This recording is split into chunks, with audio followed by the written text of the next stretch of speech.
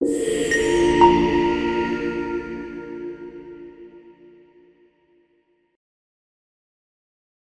Everyone, welcome to law decrypted. आज की इस वीडियो में हम सस्टेनेबल डेवलपमेंट के बारे में पढ़ेंगे और देखेंगे कि क्यों ये इतनी इम्पॉर्टेंट है। सस्टेनेबल डेवलपमेंट बेसिकली एक कॉन्सेप्ट है कि हमको ऐसे डेवलपमेंट करनी चाहिए कि वो फ्यूचर जनरेशन्स को हार्म ना करे। कि आप डेवलपमेंट तो करो और ह्यूमन लाइफ की क्वालिटी बढ़ाओ, लेकिन साथ साथ नेचर के साथ हारमनी में रहो। डेवलपमेंट का बेसिकली मतलब होता है कि ह्यूमन नीड्स को फुलफिल कर पाना।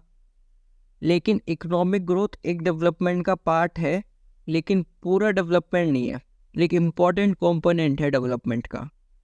तो जो हमारा रियल एम होना चाहिए डेवलपमेंट का, वो होना चाहिए कि क्वालिटी ऑफ ह्यूमन लाइफ अच्छी हो, लंबी हो, हेल्दी हो और फुलफिलिंग हो।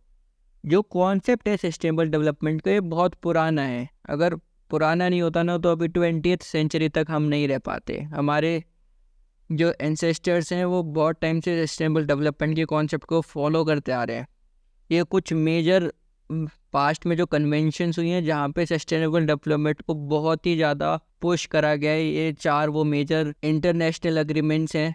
आप देख सकते हैं, पहला है Stockholm declaration, world charter of nature, Brundtland report और आर कॉमन फ्यूचर। जो ब्रंडलैंड रिपोर्ट है वो सस्टेनेबल डेवलपमेंट को ऐसे डिफाइन करती है कि आप डेवलपमेंट ऐसे करो कि जो प्रेजेंट जनरेशन है उसकी नीड तो फुलफिल करो ही, लेकिन जो आने वाली जनरेशन है उनकी नीड्स को कॉम्प्रोमाइज़ मत करो। इसके साथ साथ ये रिपोर्ट ये भी एम्फेसाइज करती है कि डेवलपमेंट के लिए इकोनॉमिक्स और इकोलॉजी दोनों का इंटीग्रेशन बहुत ज़रूरी है। इकोनॉमिक ग्रोथ होनी चाहिए, जब भी सस्टेनेबल डेवलपमेंट हो सकती है। लेकिन अभी आप कहोगे कि इकोनॉमिक ग्रोथ की वजह से तो हमारा एनवायरनमेंट हार्म होता है। हाँ, वो बात सच है, लेकिन इकोनॉमिक ग्रोथ अगर लिमिट में की जाए तो वो सस्टेनेबल डेवलपमेंट को बहुत ज़्यादा सपोर्ट करेगी। जो एनवायरनमेंट जब हार्म होता है, जब हम इकोनॉमिक ग्रोथ को अनकंट्रोल्ड वे में एक्सप्लॉइट करते हैं। जैसे कि हमने पहले के लेक्चर्स में पढ़ा कि बिगेस्ट पोल्यूटर पॉवर्टी है। पॉवर्टी एक बहुत बड़ा रीज़न है पोल्यूशन का हमारे एनवायरनमेंट पे, और पॉवर्टी हम इकोनॉमिक ग्रोथ के साथ ही एलिमिनेट कर सकते हैं। तो जैसे जैसे इकोनॉमिक ग्रोथ होएगी तो ये पॉवर्टी भी कम होएगी और साथ ही साथ हमारा पोल्यूशन भी कम होएगा।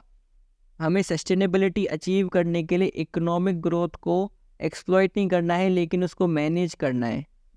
पूरे ग्लोबल कंसेंसस के साथ पूरी दुनिया को एक साथ आना है और एक अग्रीमेंट पे आना है कि सस्टेनेबल डेवलपमेंट के लिए कितनी इकोनॉमिक ग्रोथ होनी चाहिए और वैसे इकोनॉमिक ग्रोथ करनी चाहिए।